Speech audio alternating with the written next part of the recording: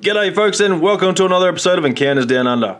Multi-award-winning investigative journalist Ross Coultart joins the show to tell us about his experiences whilst researching UAPs for his TV documentary, The Phenomenon, and his new release book, In Plain Sight.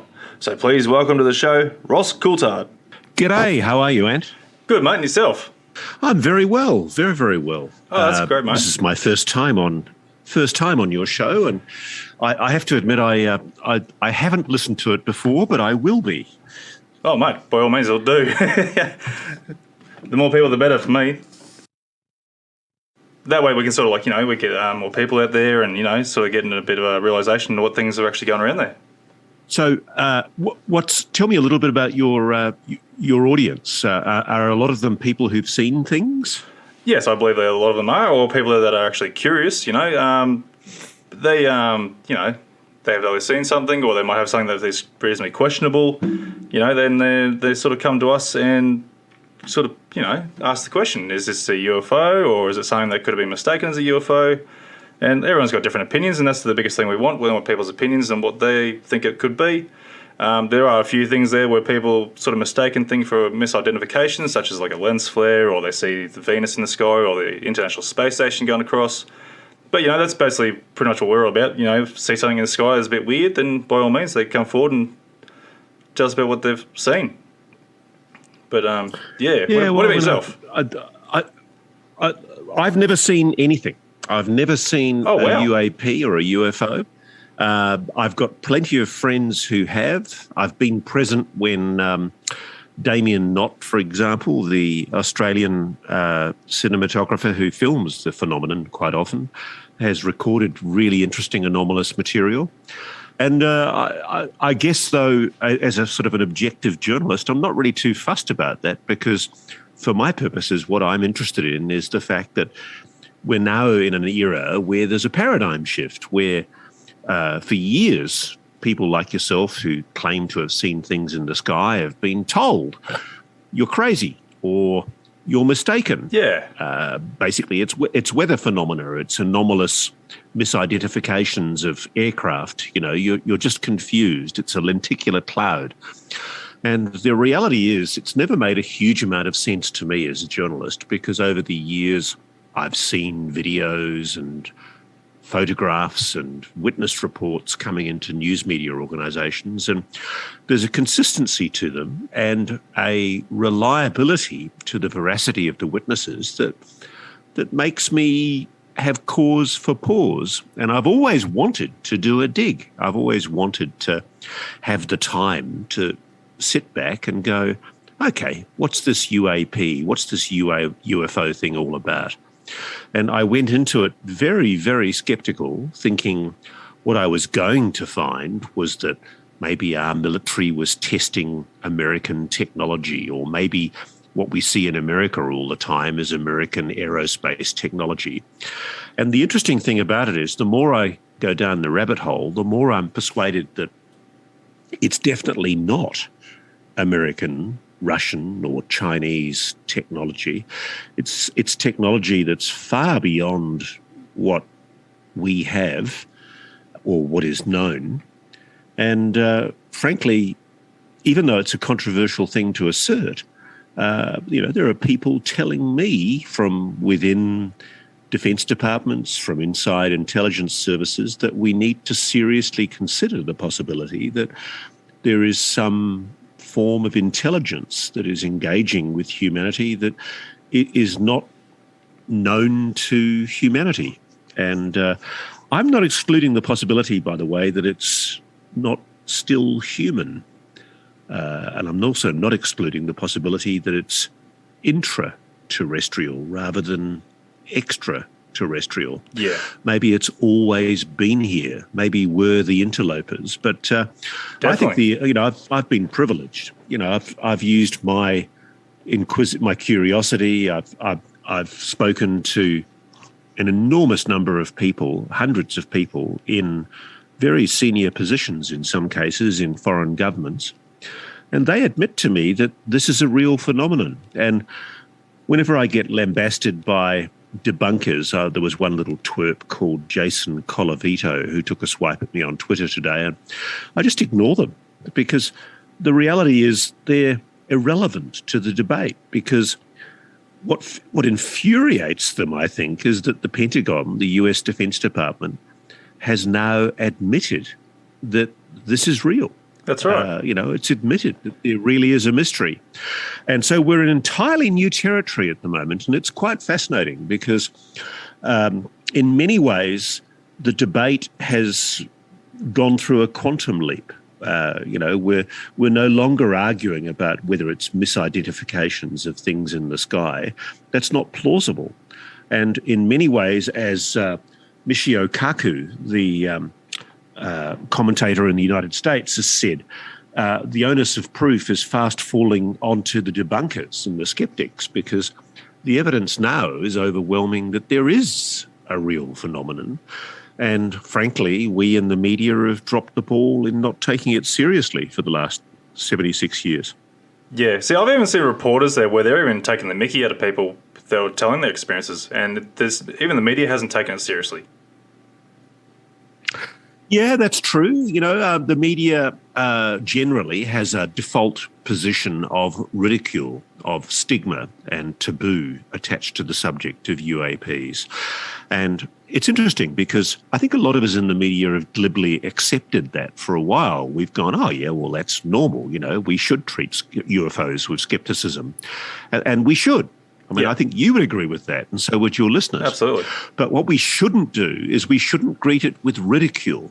And, I think the turning point for me was I did a story for the Channel 7 Sunday night program that some of your viewers might remember back in 2009. And it was kind of an accident. It happened, really. The boss, the editor of the program, was desperate for another story because we'd had something fall through and I was in the United Kingdom. And he said, what about that weird flying saucer story you've got? And I went, oh, you mean the Rendlesham story up in Suffolk, RAF Bentwaters, RAF Bentwaters base in 1980. I said, yeah, I could probably put that together. And it was really interesting because not only was it a compelling story, the good thing for a commercial TV network is that it rated its socks off. People were really interested in the phenomenon.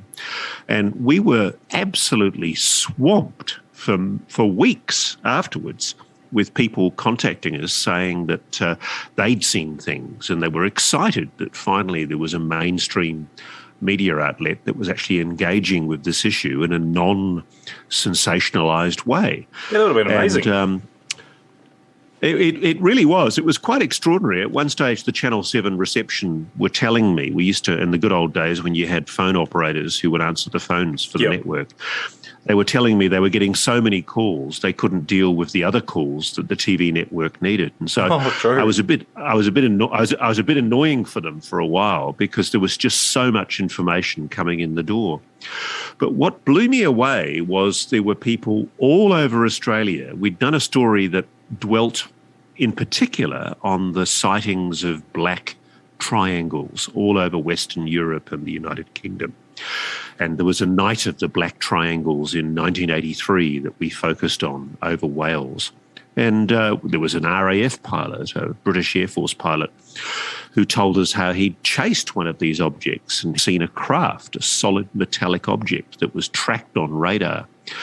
And the amazing thing, I think, for all of us, frankly, was that we went into it as journalists. I was part of a team of a producer, myself as a reporter, and a cameraman and a soundman. And the great thing about that kind of relationship is when you come back at the end of the day and you sit in the pub or you have a meal and you sit and talk about what you've shot, we were all totally confronted by the witnesses we'd spoken to, because these were highly credible people. I can remember one of the guys we went to interview in Cheshire, in northwest England, was an RAF wing commander. He was a former wing commander for the Royal Air Force. He'd flown Tornado bombers.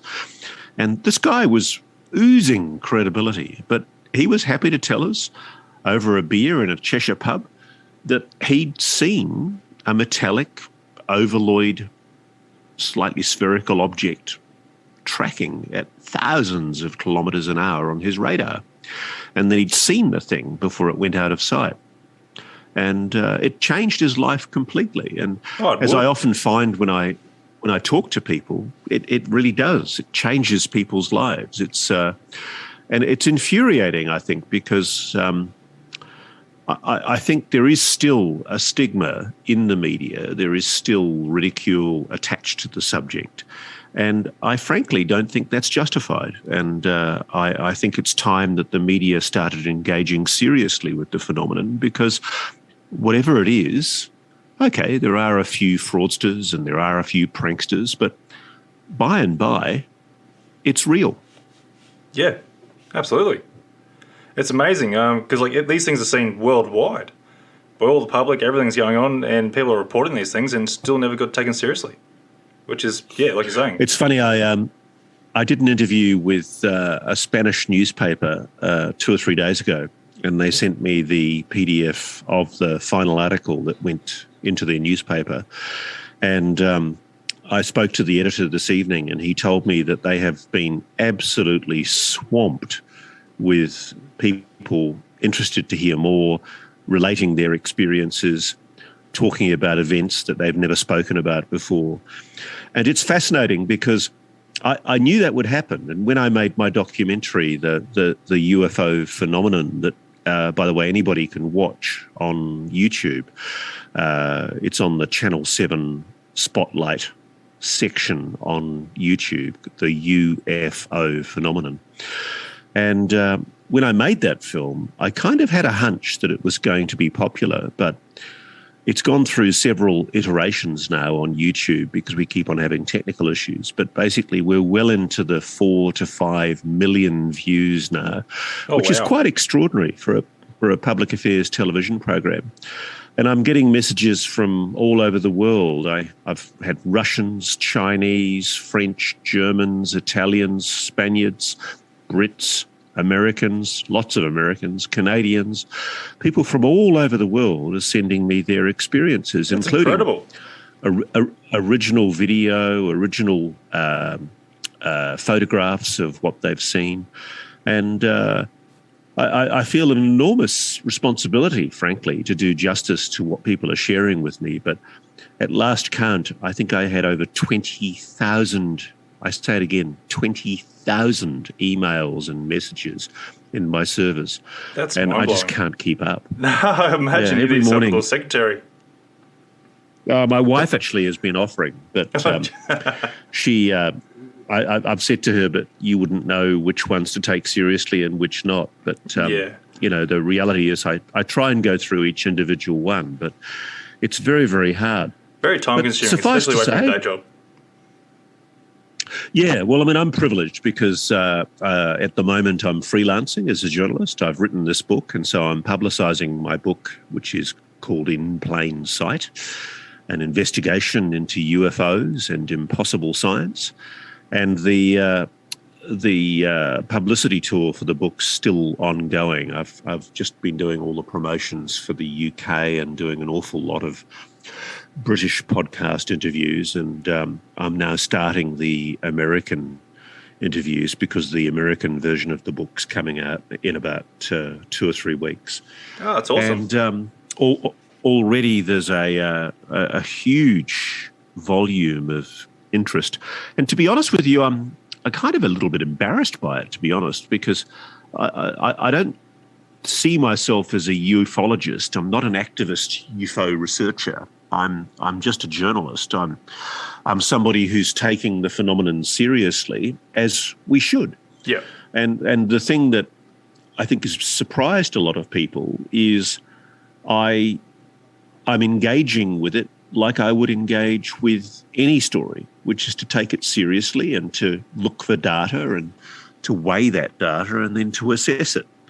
And it's really interesting because I was honestly expecting to find reasons to be skeptical. And there are reasons to be skeptical about some things. You know, when people send me fuzzy videos, there's not a lot I can do with them because and a lot I of people don't don't know their understand that provenance. So, yeah, and so there was a lovely guy, you know, he's gone back and taken my advice. He's got a very big telescope, and he was showing me images that he'd shot on video of a deep space object, or a DSO, as he coined it. And the images are quite extraordinary, and they show an object that's moving through outer space, and then it changes course and direction at enormous speed. And he's got 3 separate videos of this.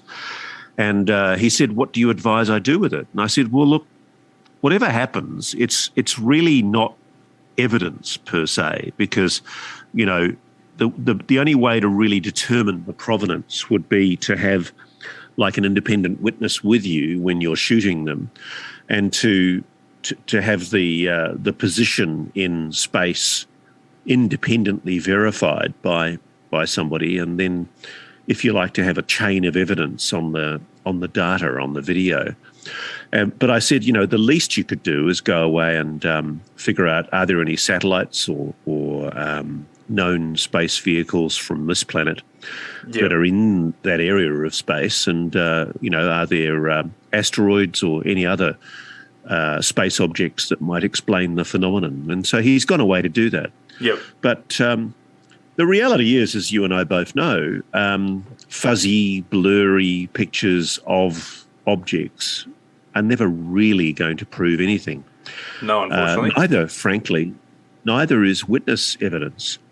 And the interesting thing to me is that what's really changed the debate in Washington is that the Americans, who I'm sure, frankly, have been concealing something about the phenomenon for many, many years, the Americans are now caught by the brilliance of their technology, because since 2004, when the USS Princeton started using the Spy-1 radar system to particular efficacy, the Spy-1s have been around for a while, but they're a type of phased array radar system where instead of using the old clock face style of radar where it swishes around a screen every few seconds and you get a blip, this is a pulse that's beamed out like a laser beam, and it allows you to interpret an object and indeed discern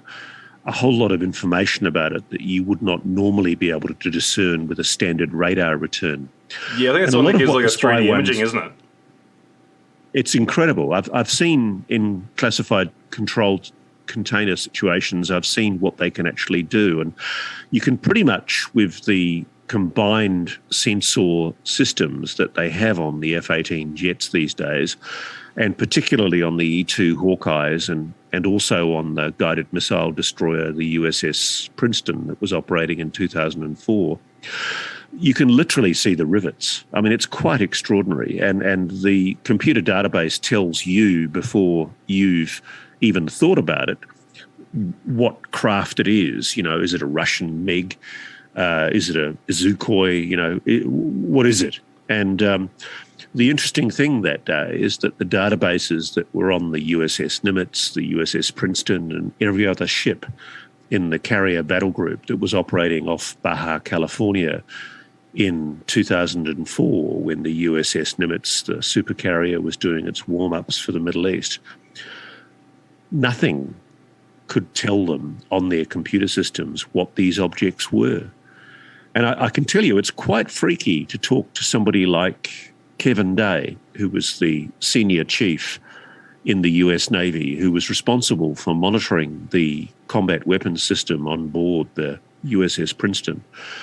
And he told me that he'd been seeing on his screen for days, for about 7 or 8 days, they've been seeing these weird, anomalous objects that were hovering at 80,000 feet or above that were completely unknown to them. And because the radar ceiling of the particular radar system is 80,000 feet, and because of other information that I can't talk about, Kevin's pretty sure that these objects, some of them at least, were in orbit, which is profound, because what he says was that instantaneously at one point, objects that were at that 80,000 feet or above height, probably in orbit, instantaneously descended to a whole series of different heights, some of which were within the operating range and envelope of the carrier battle group.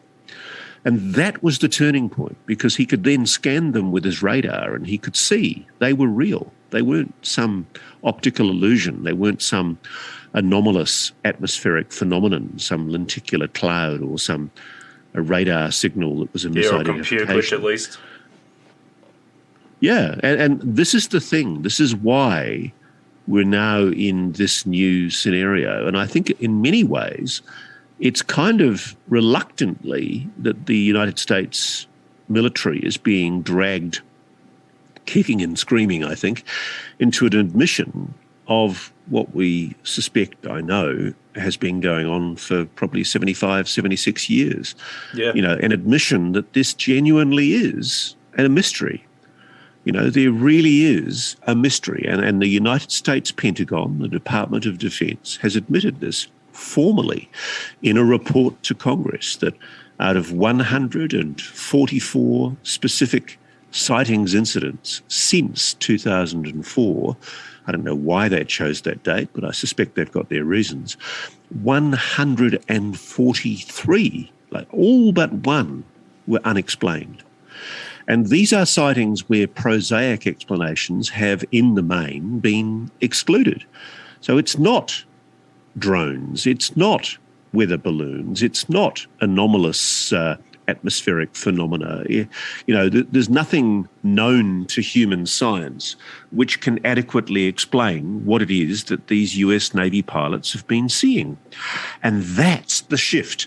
That's the big change that's happened here, because whereas before it's been possible for the military, as they glibly did during Project Grudge and Project Blue Book and all the other investigations that have been done by the American government and the Australian government and the British government over the years, we've always been told these objects can, in the main, be largely explained away as misidentifications. You know, these people are a little bit crazy that see UFOs.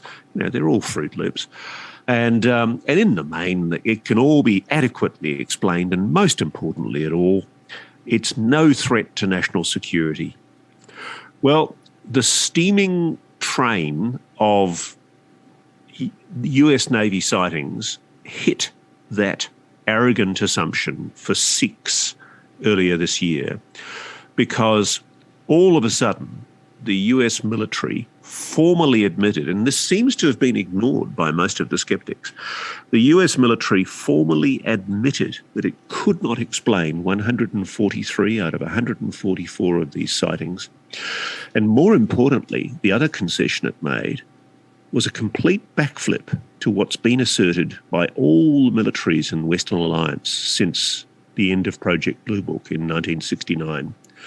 Yep. They flatly admitted that this is a potential threat to national security. And they also admit that there's a flight safety issue posed by the threat that these objects pose. Because in some cases, I mean, I've spoken to some of these pilots, these objects, whatever they are, they're solid.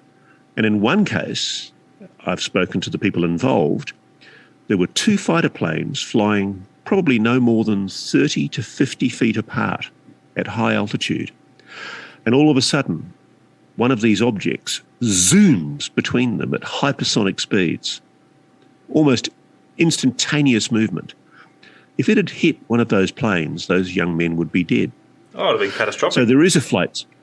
Yeah, so there is a flight safety issue here. And this is the issue. And this is why we're in such new territory here, because it's a complete game changer. And you've got the skeptics, for once, floundering, because, you know, every now and then you get one of them saying, oh, it was just a seagull, or, you know, it was just a cloud, you know, and these skeptics are saying that, you know, even the pilots must be confused, and that pilots really, after all, aren't very good witnesses.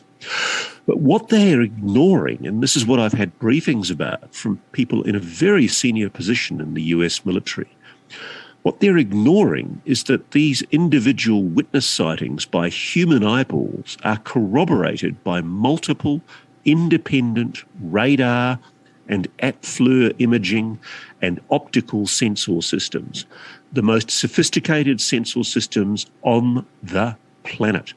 These jets cost over $100 million for Australia to buy in Aussie dollars. They are packed to the gunnels with the best new technology, including the phased array radars. And it may not surprise you to know, Ant, that there are Australian pilots, both commercial and military, who are contacting me confidentially and telling me that they're also seeing these objects, that Australia is enjoying its fair share of anomalous sightings of weird phenomena. Yeah, I believe it. So, yes, we really are in a new paradigm here. Things are changing dramatically by the day. It's absolutely amazing, isn't it?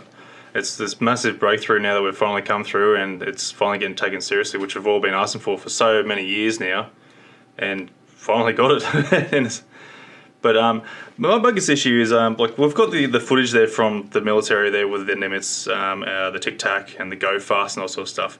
Now you were speaking to the radar officer. I've forgotten his name now. But you were speaking to Kevin some of the Day? Kevin Day, yeah, it's him. Yeah, now, you're speaking to a couple he's of one them. of the people. I've spoken to about 20 people from that incident. Yep.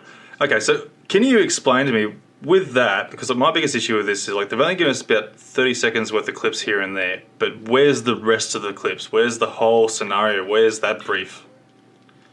Okay, you'll recall that there's a guy called Luis Elizondo, who until 2017, he was the head of the Pentagon's secret UFO investigations, the Advanced Aerospace Threat Identification Program.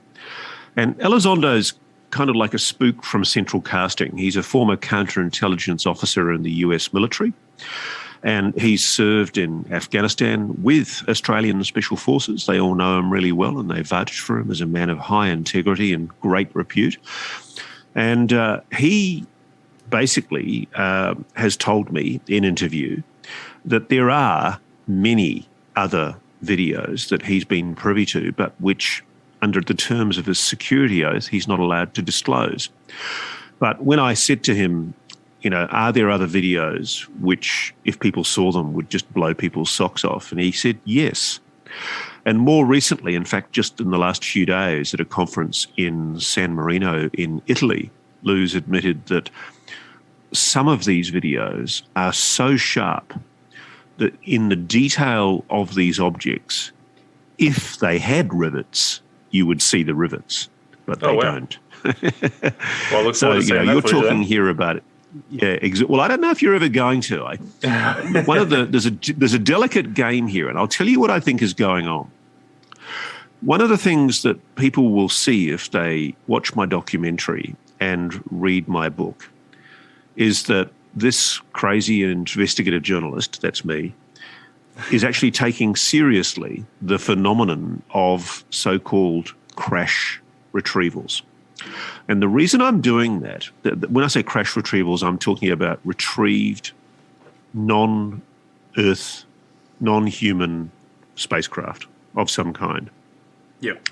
And the reason I'm doing that is because my curiosity was twigged by the fact that I think in about July last year, the New York Times journalists Ralph Blumenthal, Leslie Kane, wrote the most extraordinary story that I commend to everyone to read, where they basically quoted multiple sources, including two on the record, talking openly about evidence that the United States government has been able to retrieve crashed spacecraft or landed spacecraft, which is an incredible allegation. And I started asking about this when I was writing my book. And I spoke to people who work for different congressmen in the Congress and the Senate in the United States. I spoke to senators and congressmen who'd been in select briefings by people from the US Department of Defense. And I was told that they have been told in private hearings that the United States is in possession of retrieved non-human technology, including craft, vehicles, literally flying saucers. Now, and I won't believe that until I literally kick the tires of the craft myself. I mean, it's just such an incredible allegation. But a lot of very reputable people have said this to me both on the record and on background. One of the people who went on the record with me was a guy called Nat Kobitz, and I wrote him a letter, not really expecting that he'd call me back, and he did. And sadly, this wonderful man was dying of cancer when I spoke to him.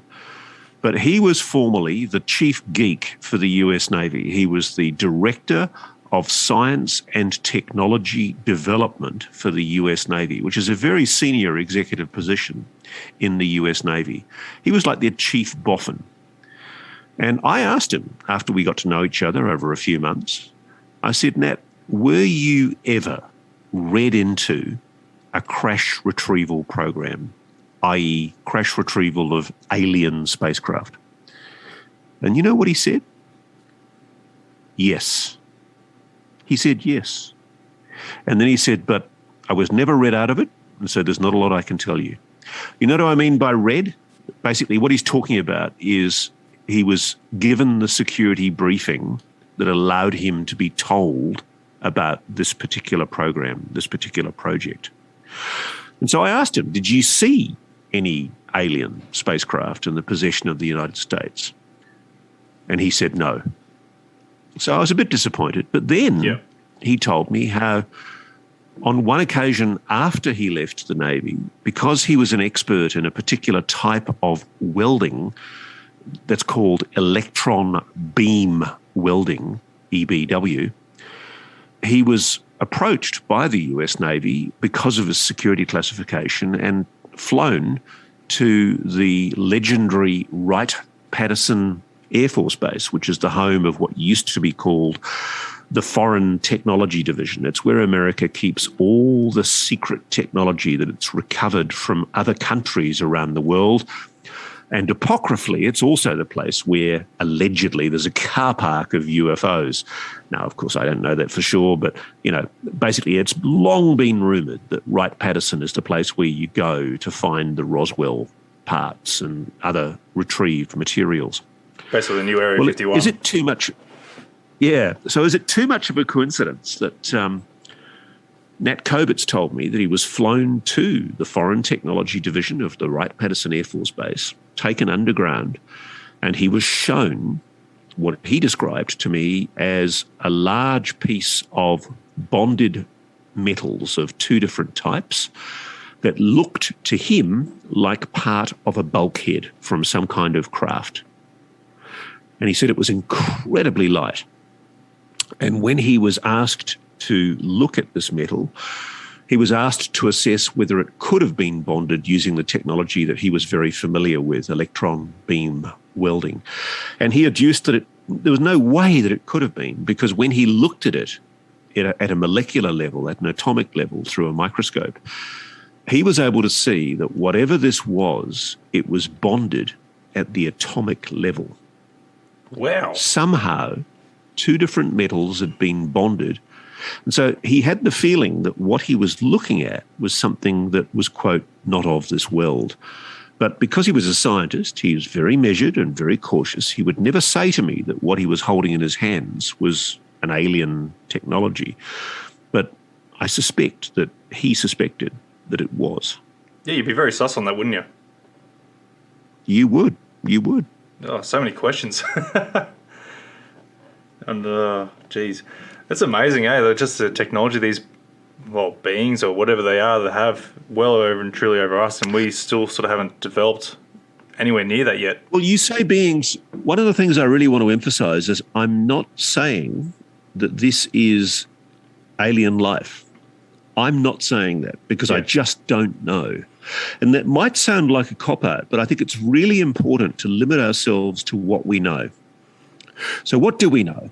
Let's just step back for a moment. What do we know? We know Lou Elizondo's 5 observables. And what are they?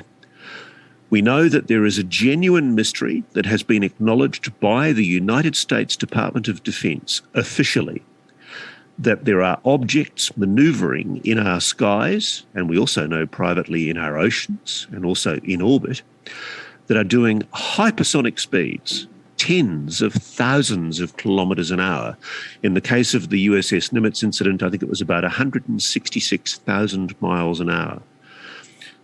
They're also capable of instantaneous movement. Literally, there's no wind-up, there's no revving the engine. It's literally instantaneous in the blink of an eye.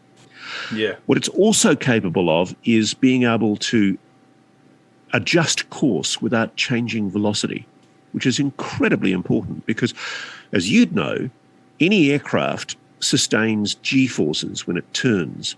And so when David Fravor, who I've spoken to, was manoeuvring his fighter jet, spiralling down towards what he eventually saw, looking like a gigantic tic-tac peppermint, a cylinder, a white cylinder hovering over the surface of the ocean.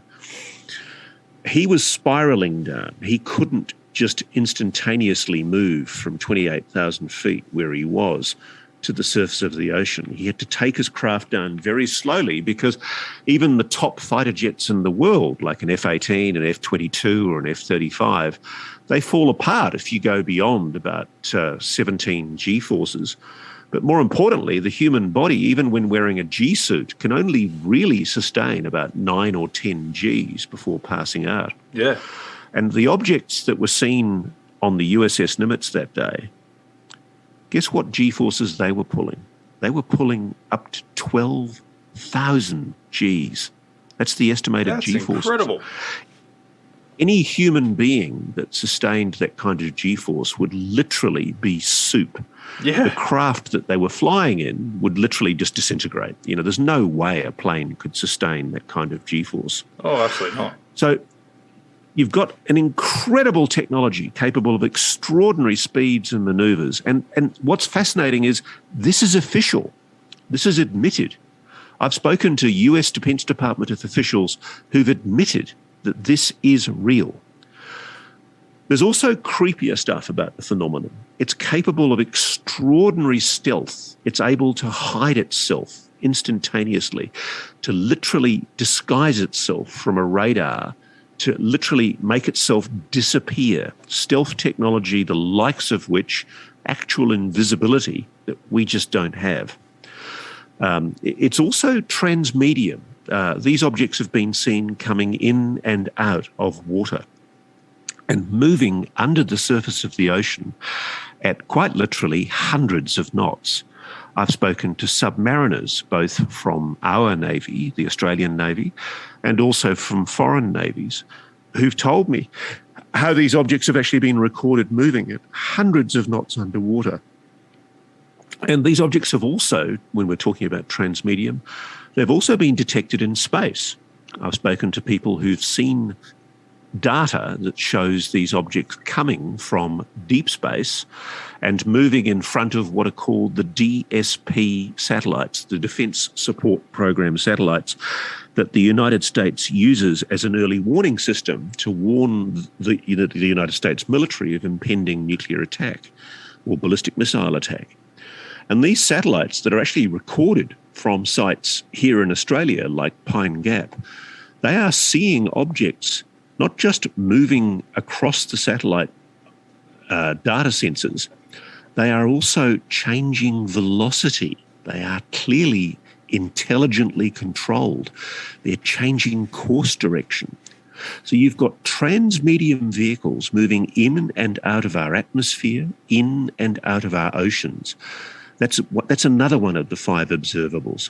Yeah. And the other observable that's really fascinating is that whatever this technology is, and it is a technology, and people I've interviewed have used terms like craft or vehicle, they definitely believe that these objects are intelligently controlled, and that's the game changer. These objects are also capable of, it is increasingly believed, manipulating what we see. The idea is, and I don't know whether any of your listeners when they've had their experiences, they've often thought about the incident only days later. It's only kind of occurred to them about 3 or 4 days later or weeks later. Oh, yeah. That's right. Or it's come up in later conversations a few days ago. Yeah. It's funny, one of the guys I interviewed for my documentary was a lovely man called Nikolai Gordovich, and he only remembered the extraordinary sighting that he had near Northwest Cape about 2 years later when he was at a dinner party and people were sitting around drinking wine talking about UFOs, because there'd been a whole spate of UFO sightings over the town of Exmouth where he was operating as a school teacher. Yep. And time again when I interview people, they talk about how they feel weird. There's a kind of a weird feeling that they have going across them. And so people might be interested to know that, and again, the skeptics will absolutely hate this, but people will be interested to know that there is evidence to support the claim that the Undersecretary for the US Defense Department was briefed, or at least there was preparation made for him to be briefed, about how the phenomenon is capable of manipulating human perception and consciousness, and that the objects that we think we're seeing are often not what is actually there. So could it be that while we're seeing black triangles or spherical tic-tacs today, back in the 19th century they were seeing airships, literally sailing ships in the sky? And back in religious times, in the book of Ezekiel, they talk about winged chariots. So could it be, and in the Vimana, the Hindu and Sanskrit texts, they talk about glowing objects. You know, is the phenomenon manifesting itself to people in different ways by manipulating human consciousness and perception? And is it screwing with our ability to even recall those incidents because, frankly, it's perhaps it's trying to distract us. Perhaps it's trying to hide itself. Perhaps it doesn't want to be found. But the evidence is overwhelming. As I used for the title of my book, it's there in plain sight. And that's why I called my book what I called it. Yeah, because it seems fitting. To me, the thing that leaps out at me is that if you look, the evidence is there, and it's always been there in plain sight. Definitely. It's sort of like as if they've made it sort of like adapted to our modern times, like you're saying, like chariots in the sky. There's back in those days there when, you know, chariots were a common thing, or turned into ships, like sailing ships in the sky. It's like as if they're sort of adapted in time with our modern perceptions. Well, I had the privilege at one stage for the Sunday program when I was working on that show for Channel 9 about 20 years ago. I travelled to the Gulf of Carpentaria, and we were up there doing a story about a mining company that was having a battle with a young Aboriginal activist called Murrundu Yana, who, a bit of a scallywag, but at the same time somebody who would be a great leader for his people one day. Really interesting, charismatic guy. But we were up in the territory for a long time, and we were at one stage flying in a helicopter with an Aboriginal fellow who was essentially the other side of the argument. He was a really respected elder from the Aboriginal community called Blue Bob. He was as dark as the Ace of Spades. He was amazing. He was so dark. And he could use the Dreamtime stories, the oral history of the Aboriginal people in that area, to find the sacred sites that the mining company were not allowed to touch. And so he could literally navigate the landscape. And so we actually sat in the back of the chopper and filmed him doing it. And you could almost see the geologists pulling their hair out, because every time he pointed out a sacred site, which was often just a lump of rock or a rise in the ground, yep, they'd pull their hair out, because that was the very point where their very, very detailed geophysical, geomagnetic imaging had told them that we're probably rare minerals. And time again for hours, this guy was basically showing up the incredibly sophisticated sensor systems of this mining company and showing them where they couldn't dig, because these were sacred sites to the Dreamtime myths of the Aboriginal people. And one of the things we did was we stopped for the night at a beautiful billabong in the middle of the Gulf of Carpentaria. It was such a rich experience. And this beautiful man sat there, as Aboriginal people must have done for 40,000, 50,000 years, and told us some of his oral history. And I asked him about UFOs because you couldn't help but do that. And one of the things I don't think we realise in Australia is the rich oral history of Aboriginal communities in this country.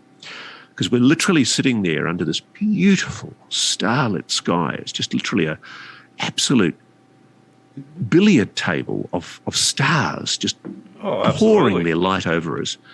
And we've got a fire going. And I said to him, what about UFOs? And he laughed. And he talked about the Min lights, which the European settlers first saw in the 1850s, which are these orb lights that manifested themselves not only to the settlers but also to Aboriginal people. Yeah. And the Aboriginal people, they think of them as the spirits of their people.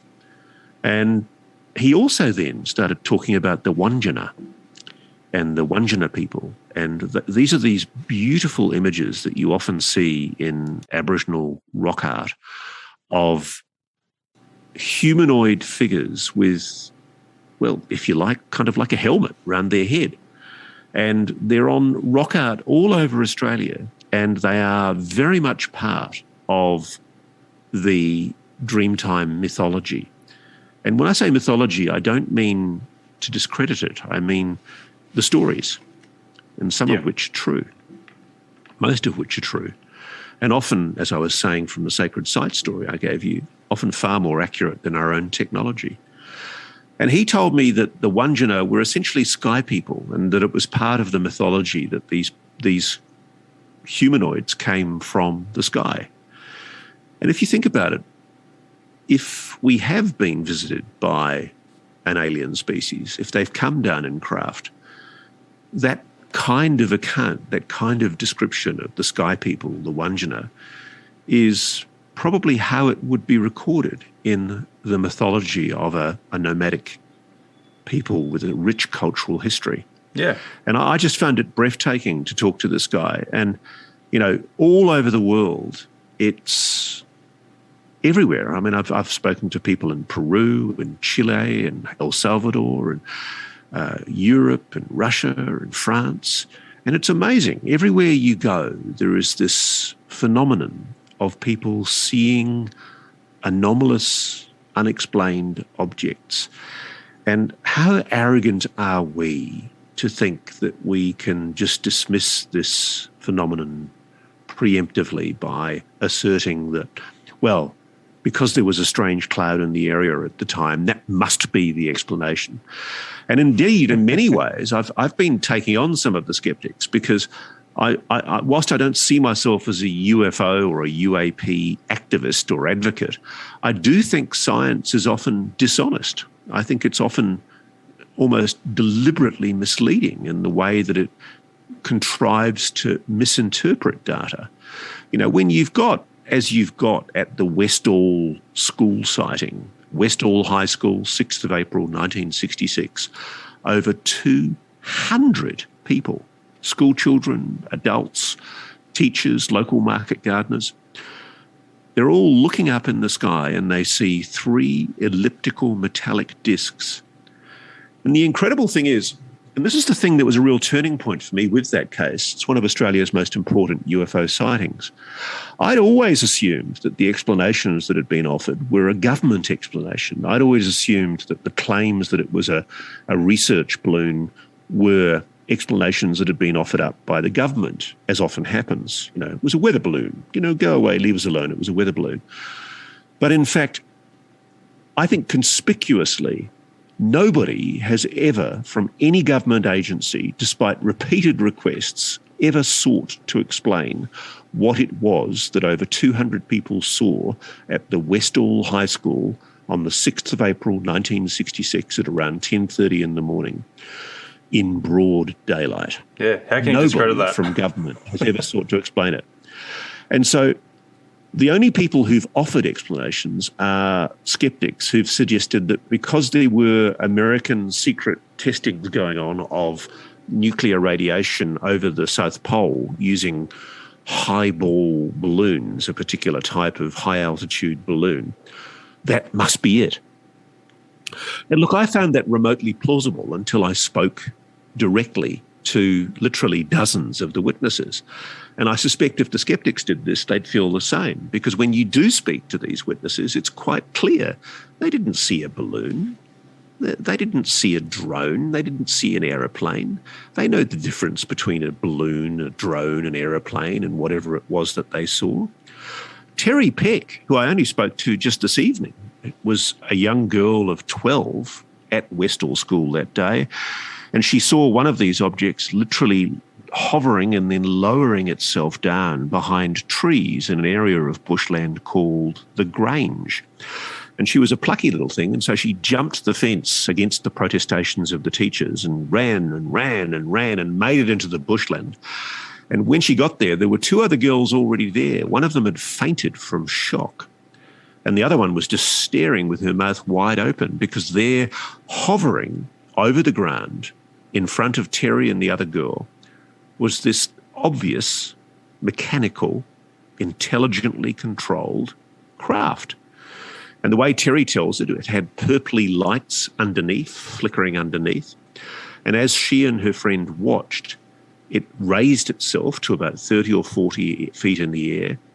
And then, interestingly, it took a 45-degree position and then, bing, instantaneously disappeared into the sky, clearly moving, but just moving so fast your eye couldn't follow it. It would have been absolutely amazing and gobsmacking. Yeah, I mean, how do you dismiss something like that? No, 200 Nobody people. has. You can't. Nobody ever has. And this is the thing that really gets me, is that there never has been any government explanation for this. And it's funny because, I mean, I'll tell you more, that I was looking for a government report, like a lovely fellow called Shane Ryan, who runs the Westall Facebook page, has done for many years. And Shane's tried to procure any report that might have been prepared by the Defence Department or one of the precursor departments called the Department of Supply. And unfortunately, we've been told by the National Archives, and I think they're being truthful, that the report doesn't exist, that it can't be found inside government archives. So now, I was prepared to accept that. I was prepared to accept that until, by complete fluke, and this is so serendipitous, it almost gives me a shiver up my spine, I was approached by a source, somebody I've known for a very long time, who worked at a very high level in a very important agency in the federal government. I can't say which. And that person contacted me because they'd become aware of the fact through a newsletter that was being circulated that I was doing a story on the Westall sighting. And he said, well, why are you doing a story on Westall? And I said, why are you interested? And he said, well, because my father was the guy who wrote the secret report for the Department of Supply. And I said, what? I said, that report doesn't exist. And he said, I can tell you it does because my dad wrote it. And he'd seen his father write it. And in fact, he'd witnessed his father being picked up in a black Humber for several days and being driven off to Westall every day to go and do his field work, to research it with the local military and the local police. And then every night he'd come back and he'd sit on the kitchen table and he'd talk about it with the family, especially the wife. And the young son was picking up all this information and he stored it away in his head. And he knew that his father had a copy of the report in his house for many, many years until he died, because he was so profoundly excited and shocked by what he'd seen. And this is the thing that amazes me, because I was brought to the slow realization that every now and then, it's so unlikely, but every now and then there really are things called cover-ups. And this is one of those classic times when I really do think there was a cover-up. I think the government's avoided talking about this issue, and it's probably long forgotten about now.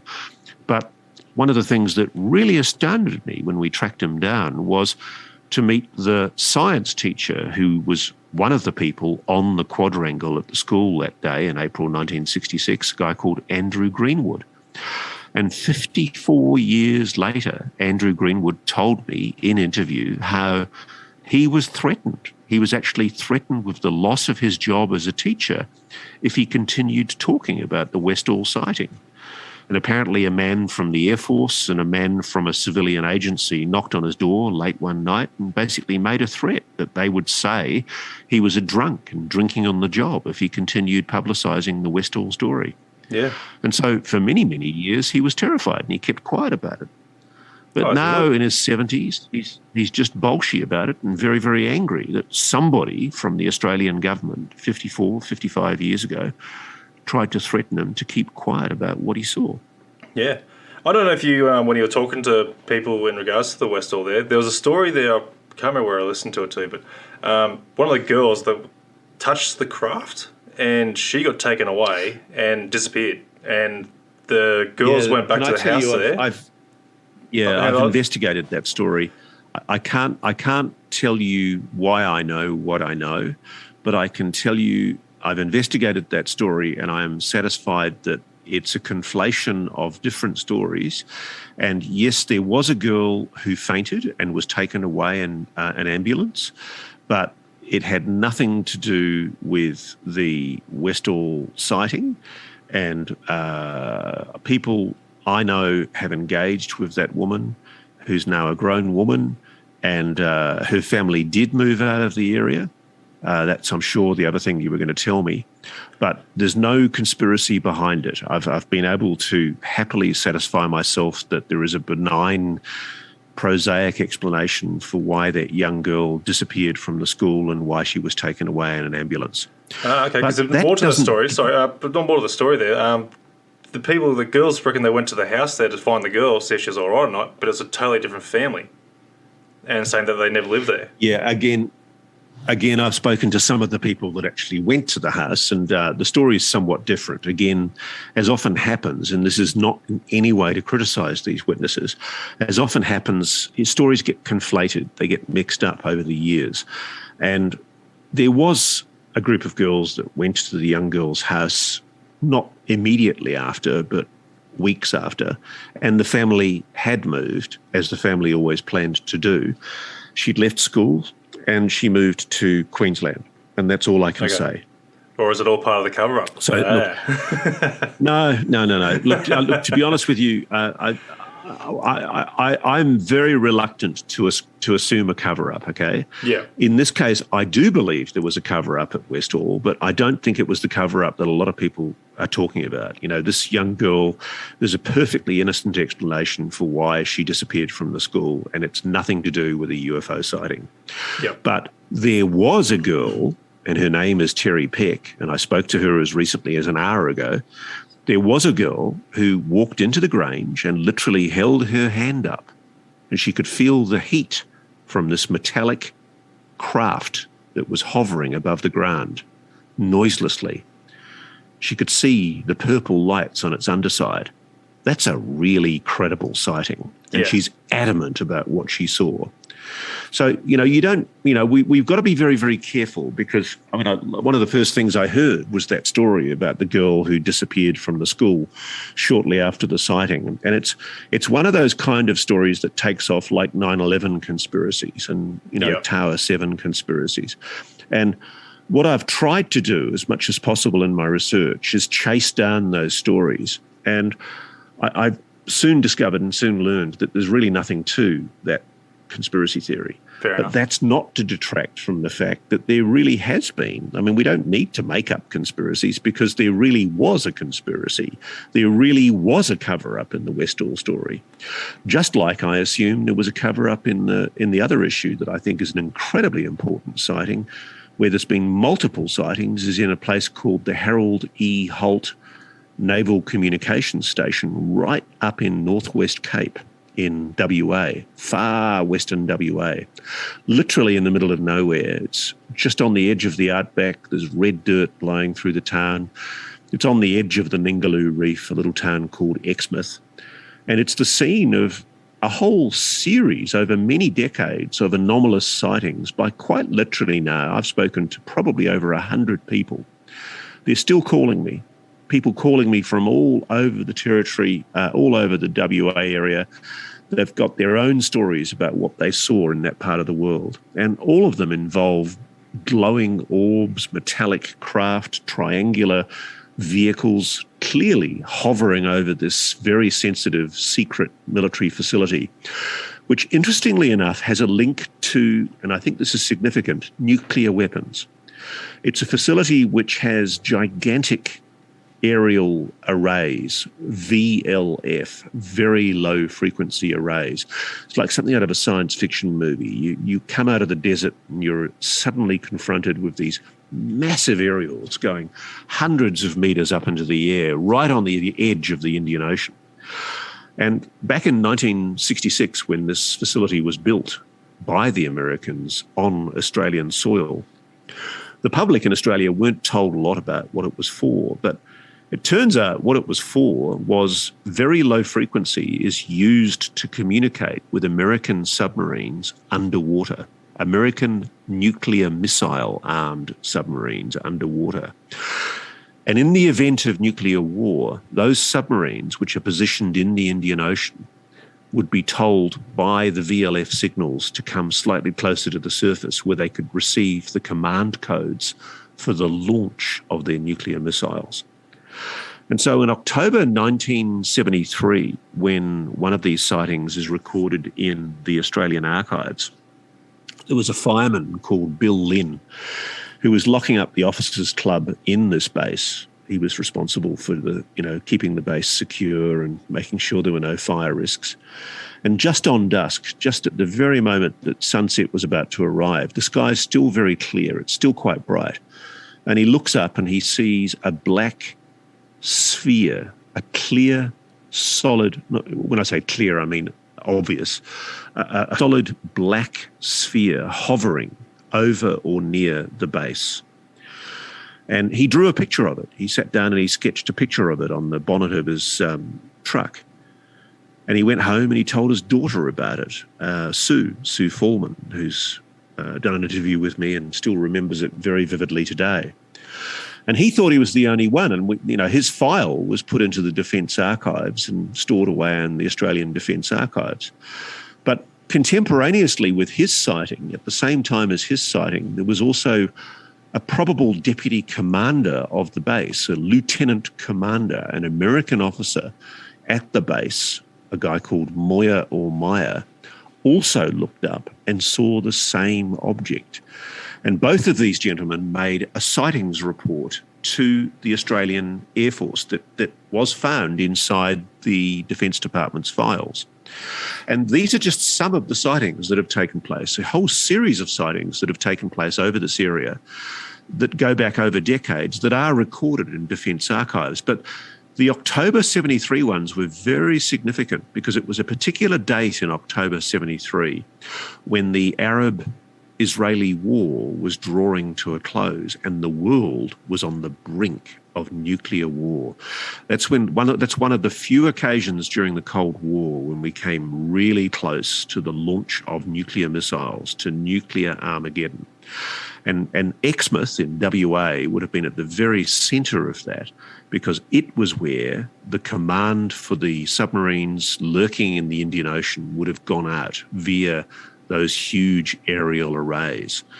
And contemporaneously, within hours of an order being given by the White House, by Henry Kissinger, the Secretary of State in the White House, within hours of that order being given to go from DEFCON 4 to DEFCON 3, Defence Condition 4 to DEFCON 3, which is the highest peacetime nuclear alert military status, means the entire US military is on a war footing. Within hours of that order being given, this sphere suddenly appears over the base. And I can tell you, Ant, there are people who I've spoken to in the US military who think that it is no coincidence that these objects seem to manifest themselves over facilities that have links to nuclear weapons. Yeah. There's a guy called Robert Hastings in the United States who's a brilliant man, very, very impressive man, and he's written an absolutely stunning book called UFOs and Nukes. And he single-handedly, for much of the last 30 or 40 years, since he had an extraordinary sighting on a radar scope when he was a young boy sweeping floors in an airbase in the United States, he was shown UFOs tracking across a radar screen at impossible speeds. And he realized that there really is a phenomenon that the US military is keeping quiet about that is being tracked on their sensor systems.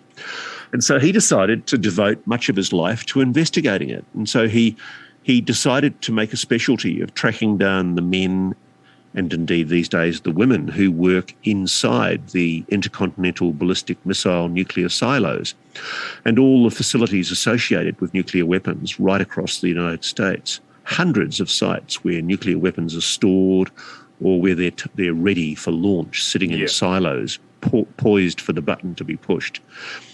And what he discovered was that almost every single facility across the United States, and indeed at places like Northwest Cape in Australia across the world, and also Pine Gap in the middle of Australia, that very important American base, all these bases had been visited by strange objects. And people I've spoken to inside the US military, and I'm talking intelligence and defense officials, have conceded to me privately that this is very real. They're quite worried about it because not only are these objects hovering over these facilities, they're actually capable, and this is one of the 5 observables that Lou Elizondo has talked about, they're capable of remotely tampering with technology, with human technology. They've actually switched off nuclear missile systems, or in one case, allegedly, according to a Russian general that I've had the privilege of speaking to, they've actually switched on the nuclear missile to the very point where they're literally just one button away from nuclear launch. Now, nobody knows why this is happening, but it's real. It's been so well recorded, both in official records, but also by witnesses who've agreed to speak to good people like Robert Hastings.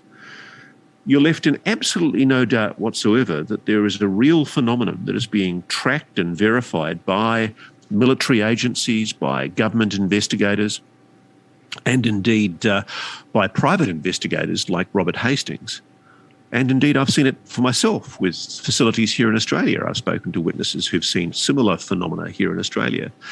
There is an absolute sure bet link between the prevalence of UAPs, unidentified aerial phenomena, and nuclear weapons or facilities that are linked to nuclear weapons.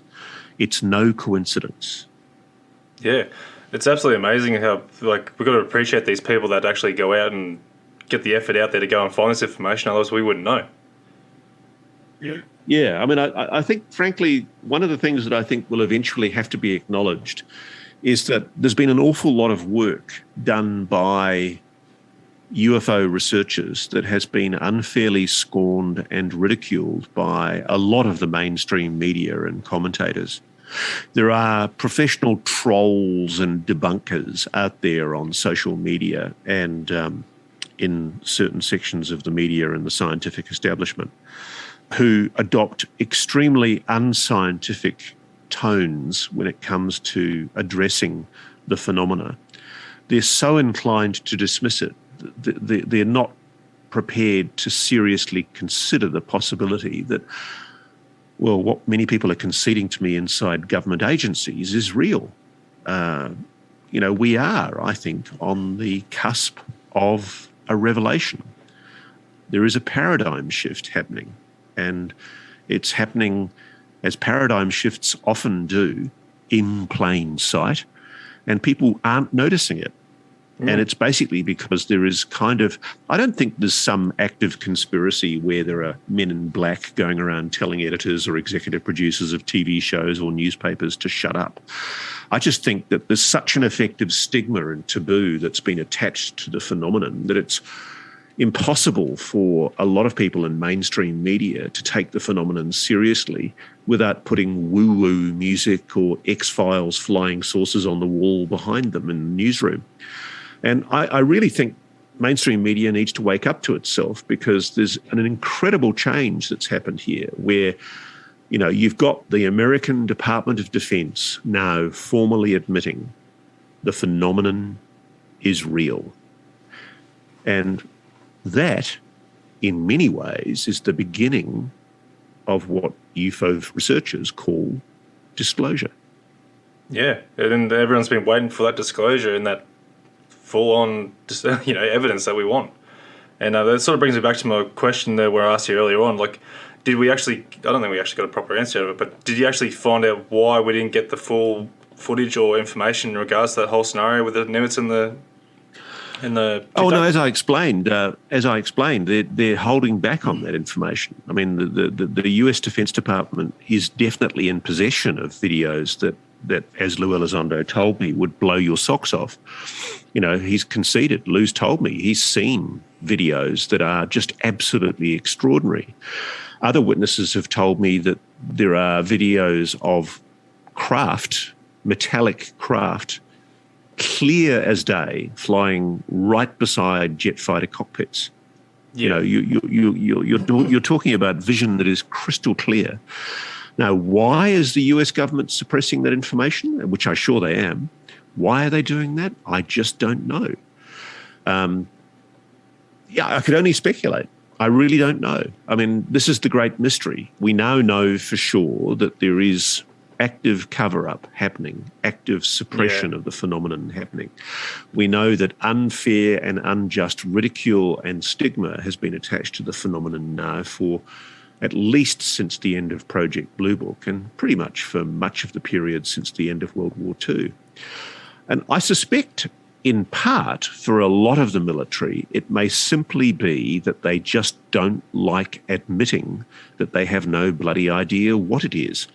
And that because we're spending billions of dollars on national security and defence, it's embarrassing for them to have to admit that for all of our extraordinary amounts of money that we've spent on buying the best fighters and the best missiles and the best radar systems, we are powerless against a technology that can do hypersonic manoeuvres, that can do turns on a dime, that is capable of stealth, that is capable of remotely manipulating our own technology and indeed our own consciousness and our perception.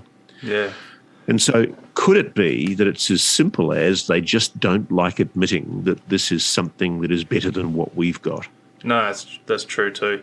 But it's a shame though, because I do believe though, Ant, that there is absolutely no doubt in my mind that there are senior officials in the US military in particular and the intelligence services who know a hell of a lot more than we're being told. Oh, absolutely. And I know that because I'm privy to some of the things that have been said to congressional committees. Yeah. And people in Congress have been briefed about extraordinary claims. And I don't see any good reason for why the public can't be told about it. No, me neither. That's what I'm saying. Like, it's a shame that they disclose those images to us, those videos, footage, and the scenario that happened, and all that sort of stuff. But we don't get the full scenario of what happened. Like, why to just cut off there and stuff. Like, obviously they're trying to hold back on some vital information. I don't know what goes on there, but they disclose that part. They open that part to the public. Want to give us the whole damn thing. Sure. So, but mate, before we start getting towards the end of the show, there, mate, I've got a lot of people here who have some amazing questions for you, if you're open for it. Mm-hmm. Sure. First question is: in your opinion, who do you think is the most credible source of true information? So, Lou Elizondo, Stephen Greer, or Bob Lazar? I'm sorry, I don't think Stephen Greer or Bob Lazar should be dismissed, but I also don't think people should rely on them. There are things that Stephen Greer has said that I know to be inaccurate or misleading. And with Bob Lazar, I think Bob's a good person. I think he genuinely believes what he's saying. And I do think there's a possibility that he's saying the truth, but I just can't prove what he's saying is true. So if I can't verify something, I can't rely on it.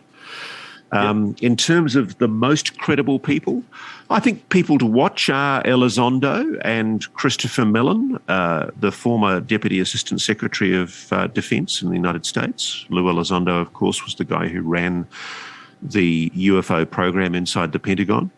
There's been attempts by some debunkers to try and attack Lou Elizondo in particular by suggesting that he wasn't really the director of ATIP or the head of a Pentagon program. And look, that's just bullshit. I don't know why these people do this. It's kind of like point scoring. I must say I despair with UFO Twitter, frankly, because there are some numbskulls who just think it's fun to go around trolling people and playing stupid, pedantic games when these are people, Lou Elizondo, one of them, who are risking their security oaths, they're risking their careers in order for the public to know more about the phenomenon.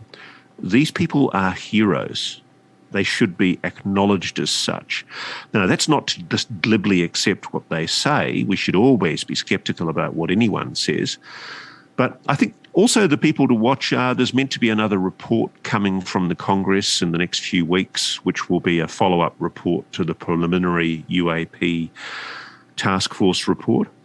I think you should also keep an eye out for the congressmen like Marco Rubio, the Republican senator who used to be the chairman of the Senate Intelligence Committee, and Mark Warner, who's the current chairman of the Senate Intelligence Committee.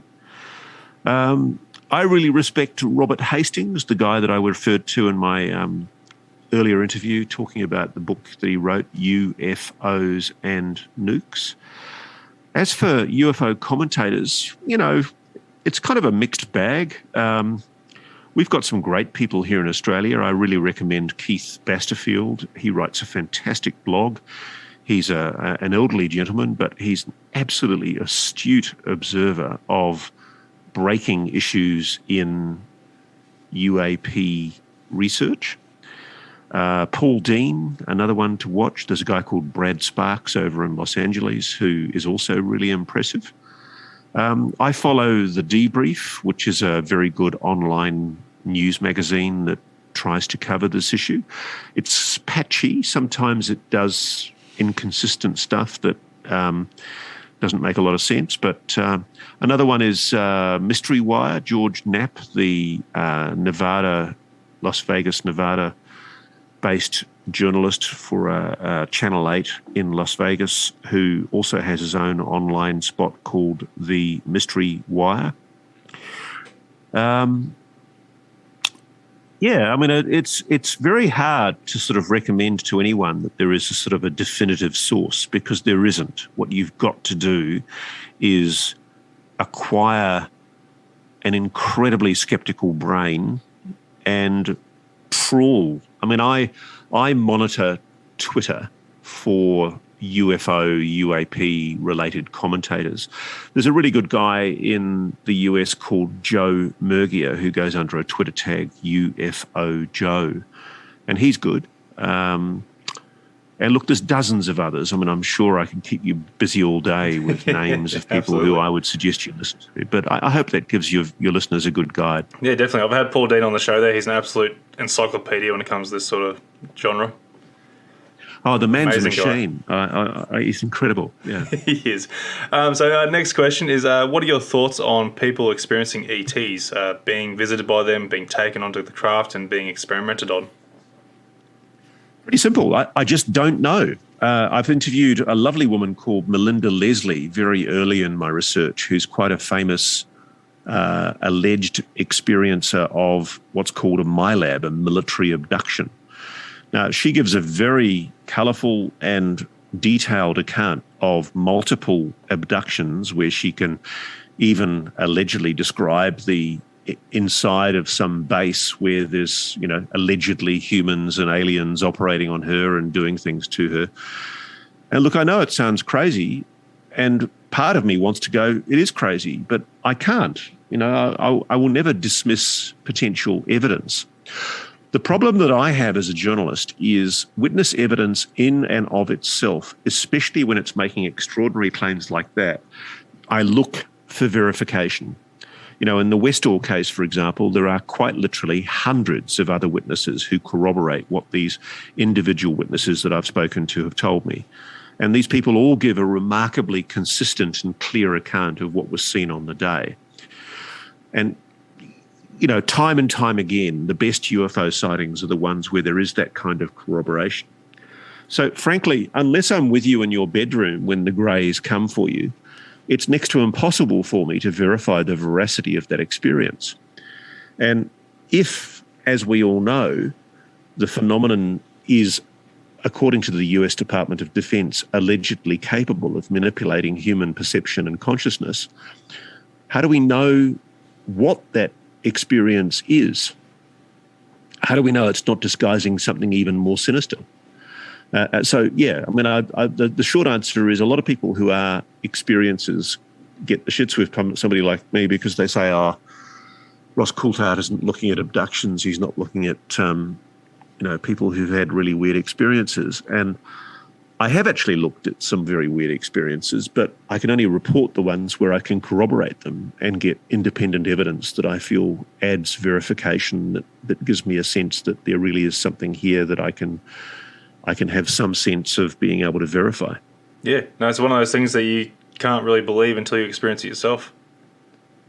Yeah, absolutely. Yeah, and I feel for those people. I mean, I'm reading Ralph Blumenthal's excellent book about John Mack, Professor John Mack, who was the Harvard professor who, in the 1970s, investigated a lot of these abduction cases, and he clearly believed they were real.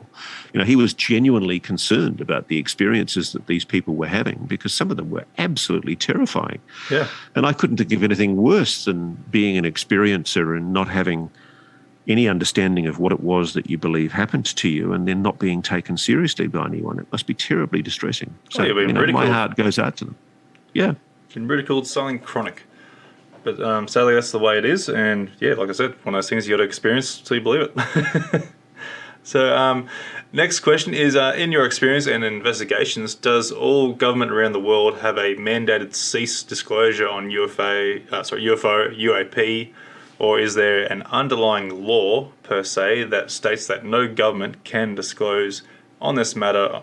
I'm curious why most reports are always referred back to the Americans. Look, I think America's running the ship. And I think to a greater or lesser degree, some governments have actually conceded quite a bit. I've had conversations with Russian generals in recent weeks where they've actually admitted to me that the phenomenon is real, and they've conceded exactly what America has conceded, that they've had enormous sightings events. They did an extraordinary 10-year study in Russia where they looked at tens of thousands of cases. And in some cases, Soviet jet fighters were sent up to intercept craft. And if you believe the generals that I've spoken to, and indeed the allegations made in the British Condign report, which is the British government's investigation into the phenomenon, now declassified, there were 2 Soviet pilots who died while attempting to intercept the phenomenon. So you can't dismiss and assert, as a lot of people do, you can't say all governments are covering up. Because frankly, I think the problem with the Australian government is that in the current environment, the Defence Department and indeed our intelligence services take the view that UAPs are not a legitimate subject for committing the resources of either the defence or the intelligence services. And that's quite funny because I've spoken to people in defence and intelligence in the United States who are extremely interested in the issue. And there's no doubt at all that there is a very live and a very current monitoring of UAPs going across many countries in the world, particularly Russia, China, America, France, and Britain. But Australia, I think it's essentially a cultural thing. They've got the same problem of taboo and ridicule and stigma. Australia is basically of the view that it's not really a legitimate subject for investigation. And the irony is, as I did when I started digging, I've spoken to people in our military who concede that it is real, that they are seeing anomalous phenomena, and they can't explain it. I mean, as recently as a couple of days ago, I had a conversation with a former Australian soldier who told me that during a military exercise, he and his patrol came across, very close up, a landed craft. And when they reported it to their superiors, they were roundly interrogated for hours and hours and threatened with all manner of things if they spoke about what they saw. So it's hard for me to be sure. I don't know what's going on. Most of the time, I mean, I've approached former ministers of defence. I've approached people that I've met from the intelligence services over the years. I don't think there's an active conspiracy underway to try to suppress the UFO phenomenon. I'm not persuaded that's the case, and some people may disagree with me. I do think there is an active conspiracy underway in the United States. I mean, no doubt about that. I mean, no doubt whatsoever. I do think that historically, Australian military and defence intelligence people have been involved in cover-ups, notably the Westall case and also the Northwest Cape case. But as for the current situation, I think most of the time, and we forget that generations come and go, people forget, people leave and take their secrets with them. I think most of the time, people are genuinely ignorant inside defence and intelligence services about the reality of the phenomenon. It's only when there's a sort of a mass sighting and it becomes an issue, and then, yeah, you're right, all of a sudden the Yanks get involved. So the one common factor here is that the Americans have got their dirty paws over almost any interesting UFO sighting. And if you go through the UFO archives in the CIA or different defence intelligence agencies in the United States, a lot of which are publicly available, you know, there's just some gobsmacking stuff where during Operation Moondust in the 1950s, there were military retrieval operations to retrieve what are described in US government official documents as discs, sources, craft. What the hell were these? We still don't know the answer to that question 50 years later. But things were, and indeed are, being recovered that are not being disclosed to the American or indeed the international public. Yeah, and I think you'll find too that we are very reliant on the Americans' information, and you know we are. I just lost the words now, but we're very influenced by the Americans, and we're kept out of the loop on a lot of things in that regard too. So I think that's why we rely on the Americans a lot in that regard, to when it comes to UFOs and UAPs and such like that. Sure. So that's my opinion on that anyway. Because, yeah, look, I have seen a lot of European countries, they have opened up a little bit on the UFO aspect and that, but as you're saying, like, you know, the Americans get their grubby hands on everything there, and sort of that's what we sort of get informed on, in a sense. Yep. So I do think, I mean, it's funny, I very rarely allege a cover-up. Journos have got a saying, always assume a screw-up before a conspiracy.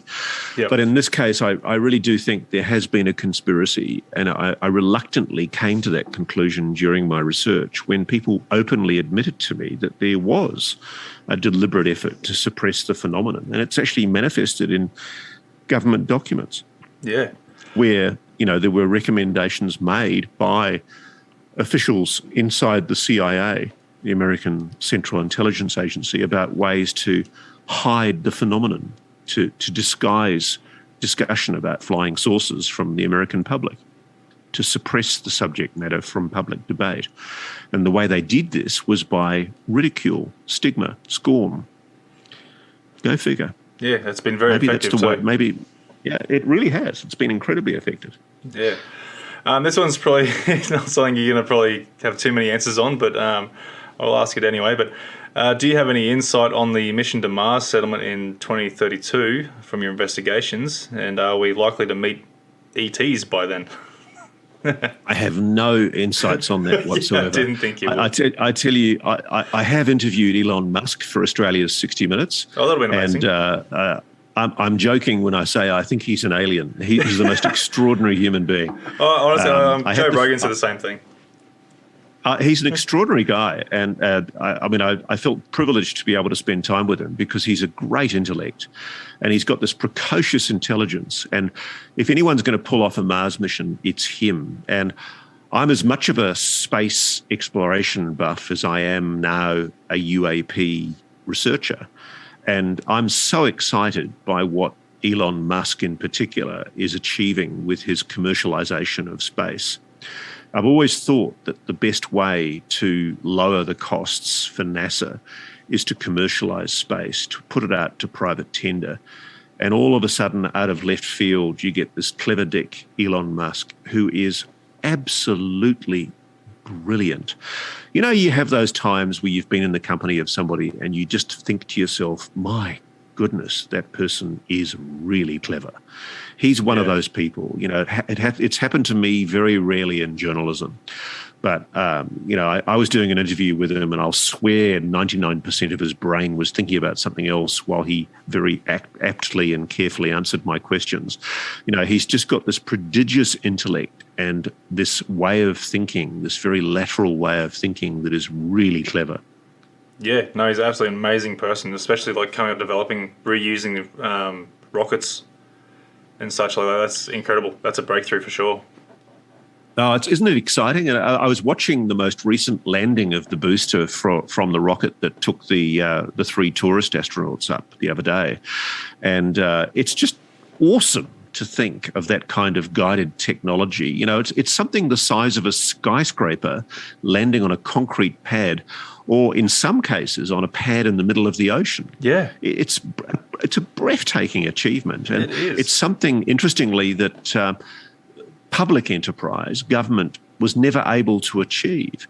And so if Elon Musk can achieve that with rocket technology, clearly something is using anti-gravitic technology. And this is the implication. This is the awesome implication of what we're talking about here with these anomalous objects. Whatever they are, they're craft, they're vehicles, they're intelligently controlled, and they're doing maneuvers and speeds that are best explained by what at the moment is only a theoretical possibility: anti-gravitic propulsion. Something out there has technology that is absolutely mind-blowing. And imagine what it means for that excitement of human exploration if we're able to crack that technology. That's what excites me, and that's the big issue behind the UAP phenomenon. And frankly, I think that's the gold at the end of the rainbow for whatever country cracks that technology first. Yep. Well, they're going to have a massive advantage over the world then, when it comes to that. Hey, Ant, I mean no discourtesy, but I really do need to wind up soon. So no, that's fine, mate. I think there's only a couple more questions there, if we can try and smash through them. One of them there is, have you uncovered any reports where the ET craft has shot down any one of Earth's military? Well, yes, I did mention earlier that there is a reference in the British government's official Condign, CONDIGN report. I think it's volume 4 or volume 5 of the Condign report, which is a massive document. You can find it online. And there is a reference to British interviews with Russian officials who admit that at least 2 of their craft were brought down during engagements with UAP. That's a phenomenal allegation, and it's one that, yet again, the skeptics ignore. There's also, whilst it's not craft being brought down, there are quite alarming and concerning revelations at a place called Calares in Brazil, allegations of human beings being attacked by craft with beams of light, and in some cases suffering terrible injuries or worse, being killed. And there's a filmmaker by the name of James Fox, who's a friend of mine and a friend of many of us here in Australia, who made that brilliant movie, The Phenomenon. Yep. James is currently in Brazil, and he's doing a documentary about the Calares incident. And what's unique and what's interesting about that incident is that there are military officials who are witness to these sightings and to these terrible injuries and deaths that were sustained. Yeah, that's amazing. Wow. So I'll look forward to going bringing that one out. That's going to be a good little documentary. I think a lot of people will be curious on that one. So anyway, next question. You've mentioned the future. You've mentioned the future human theory in more recent times as a possibility. Is there anything you can share that led to you talking about and considering this specifically? one of your listeners is a very astute listener. He's quite right, or she's quite right. I am increasingly drawn to the explanation that was first propounded by Jacques Vallée, one of the grandfathers of ufology. He suggested that the ETH, the extraterrestrial hypothesis, does not explain everything that is known about the phenomenon. And I can't say why, and I'm sorry to be mysterious because my investigations are ongoing. But I am talking to people in a position to know who tell me that what the intelligence is behind some, possibly all of the phenomenon, but certainly some of the phenomenon, is future human. And that it's future human with a particular focus on use or misuse of nuclear weapons and nuclear energy. And that's really all I can say right now. But watch this space because there will be more. Yeah, well, I think you just already half answered the next question from this person. So what do you make of some of the more obscure... I'll start again. What do you make of some of the more obscure known phenomena like orbs, min-min lights, and other similar reported encounters where the object had a more curious organic type of intelligence? Well, once again, it's impossible to be definitive. I mean, I can say that it's a real phenomenon. I've spoken to multiple witnesses who've seen min-min lights, who've seen orbs. I've even spoken to defence officials who tell me that they've been aware of reports by their security guards of orbs in one of our most sensitive defence installations, Pine Gap, the joint US-Australian facility near Alice Springs in the centre of Australia. I don't know what these orbs are, but whatever they are, they're anomalous, they're intelligent, and they're capable of, in some cases, penetrating solid surfaces. And if you believe the advice that's been given to the Undersecretary of the US Department of Defence, they're also capable of meddling with human technology. Yeah. I think it's like you're referring to that what do you call it? I've forgotten what you call it now. It's that interacts with your sight so you're not seeing things correctly, sort of thing. Yeah, capable of manipulating human perception. And that's the one. I was trying to think of the right words then. All right, so 2 more questions for you, and then that'll be it. Here we go. If during any of your conversations with high-ranking defence officials, was it ever mentioned to you if they had a theory as to why activity is so high lately, so much so that Navy pilots are encountering them daily? Well, you're certainly right that Navy pilots are certainly having more frequent sightings. The best way I can explain this is it has been put to me that the phenomenon is manifesting itself far more deliberately and far more overtly than it has done for a long time. There were, as you would know from historical reports, a lot of mass sightings that took place over the US during the 1940s and the 1950s, where the phenomenon was manifesting itself and being very, very overt. In fact, there was a flyover over Washington, which has still never been adequately explained. You know, on 2 separate weekends, there were extraordinary sightings of multiple craft tracked on radar, and it remains a mystery. It was acknowledged to remain a mystery by Project Blue Book. But yes, it's manifesting itself more obviously at the moment. And again, I'm sorry, but it would just be speculation on my part as to why that's happening. All I can do is confine myself to the facts and say, yes, it is happening. There are people, of course, like Bob Salas, the former Minuteman silo commander, who believe that what's happening is the phenomenon is trying to warn us of impending catastrophe, that, you know, us kiddies are playing with matches and our benevolent superiors are concerned that we're doing the wrong thing by playing with nuclear weapons. And indeed, we probably are. I mean, I'm alarmed. It's funny, I've spoken to an awful lot of military and intelligence officials as a journalist over the last 36 years, while I've been working covering terrorism and wars for Channel 9, Channel 7, different media networks. And the thing that really shocks me is my sources are saying to me increasingly, not if, but when there's going to be conflict. You know, there's kind of a grim acknowledgement at the moment that the world is slowly, inexorably drifting towards conflict. And frankly, no war is ever a good war. Wars are horrible things. I've seen wars up close and they're horrible. You know, there's nothing worse than seeing little children who've lost their homes or had bits blown off their bodies because of wars. There's no such thing as a good war.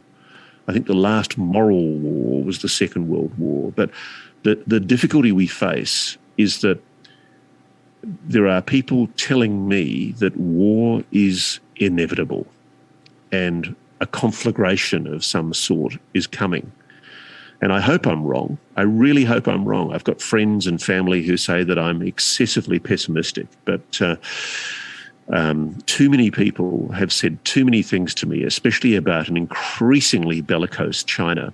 And there's a risk of such a terrible risk of an escalation if China does what everybody thinks they're going to do and tries to take back Taiwan, which it regards as Chinese territory. Yeah. And I suppose in a sense too, we've got to be somewhat thankful too with these crafts, beings, whatever they are, by switching off these nukes back in the day there, otherwise we would be obliterated. So, well, I don't think it's a coincidence. I mean, I do think there's something to this. There is definitely a link between nuclear facilities and the phenomenon. It takes an undue interest. It takes a disproportionate interest in facilities that have connections to nuclear weapons. Yeah.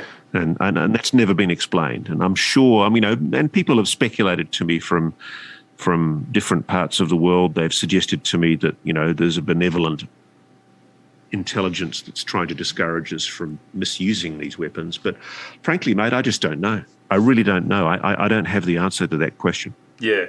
No, that's fine, mate. So last question. Were you hesitant to take this on in your fear of the destroying your career and reputation? Well, it was really funny. There was a little shit from a newspaper down in Melbourne recently who, for political reasons, took a swipe at me and said that Ross Coultart's career is so low at the moment that he's reduced to writing books on UFOs. And as you can see, I'm pissed off with them because it was a really snide, quite unkind, and in fact, quite unjustified attack. And it was the only attack that I've suffered in the entire time that I've been researching, writing and publishing and publicising my book. And I've been quite heartened by that. And it's really interesting because it's very, very hard for people to attack somebody like me for writing a book about UFOs when I can say, but the New York Times is writing exactly what I'm writing. Yeah. The Washington Post is writing exactly what I'm writing. Eminent newspapers in the United States, eminent public officials, former President Obama, former President Clinton, former President Trump have all talked about the reality of the phenomenon. Yeah. You've got admissions being made by senior intelligence official James Woolsey, former head of the CIA, John Ratcliffe, former director of national intelligence. People are openly admitting that the phenomenon is real and that it is worthy of further investigation. So, yeah, there's going to be somebody who takes a swipe at me along the way, but I'm a big boy. I once had a bikie boss threaten to chainsaw my head off. He didn't do that, thank God. But the bottom line is it comes with the job. There's always going to be somebody who doesn't like the fact that you're doing a story about something that they're annoyed about. And one thing that I've noticed with the UAP phenomenon is there are a lot of armchair experts, debunkers, trolls who just love to sit back and point fun and take the shit. And you know what? I just don't care because this is real. It's kind of irrelevant. I think one of the reasons they're getting so frustrated is because they've realised how irrelevant they are. That debate is over. The era where you could mock mock and ridicule and stigmatize this subject by treating it as a taboo is well and truly over. It's their hang-up, guys, not ours. Yeah. And that's probably a pretty good place to end it, really, isn't it? Absolutely, mate. Absolutely, mate. Thank you very much for coming on the show. It's been an absolute pleasure having you here, mate, and taking the time here, asking people's questions, and telling us a good evaluation of what your whole experience has been with investigating these UAPs. Mate, it's absolutely incredible. It's a real pleasure, Anthony. And, obviously, if anybody out there has interesting sightings or events or information from the inside that they want me to know about, they can contact me at rosscoultart.com, rosscoulthart.com, or my book. You can get a copy of my book, or you can read about my book at www.inplainsight-book.com. And if you just Google my name on Twitter, you'll find me on Twitter as well. I'm really interested in engaging with people and hearing more. I'm really keen to keep on investigating this phenomenon. There is vast amounts of information rolling in the door, and I promise you, I will keep on prodding a stick at this subject matter as long as it's still fun. Oh, I hope so, mate, because we sort of rely on people like you to go and sort of bring this whole aspect out into the real world. And, the public do try hard to try and bring this out, but we obviously need that bigger public figure to go and bring it right out in the open and show it for what it is. Well, you're very kind, but I think indeed organisations like yours and podcasts like yours are just as important, because in the end, the only thing that's going to make a difference is raising public awareness that the phenomenon is real, and people need to rattle the cage. If people want this to be a political issue, they need to write to their defence minister. Because if the defence minister gets 1 or 2 letters a year about UAPs, he's not going to care. But if they get 1,000 letters about UAPs in a week, they're going to start caring. And people don't seem to realise there's enormous power invested in you as a listener, in you as a researcher, in you as an experiencer or a witness. It's important for you to get on the phone, get on the letters. It's really important actually to put it in writing. Rattle the cage, because the old political maxim is so true. The wheel that squeaks gets the grease. So if you want something done about UAPs, if you want the Australian government to start focusing on the issue more seriously, I know for a fact that they're seeing intelligence from their Five Eyes allies that are telling them the phenomenon is real. I know for a fact that they're collecting data on the phenomenon at some of our most sensitive defence installations. So rattle the cage. Let's get them interested. Absolutely. Let's band together and get this done. Mate, thank you again, mate. I look forward to seeing what you're bringing out next. And by all means, mate, all the best in this time. And all the best to you, Anthony, and all the best to your listeners. Thank you very, very much for giving me this opportunity to speak to you all. No, Cheers. Thank you for your time, mate. Thank you very much, Lee. Cheers, mate. See ya. Bye-bye. Cheers. Bye-bye.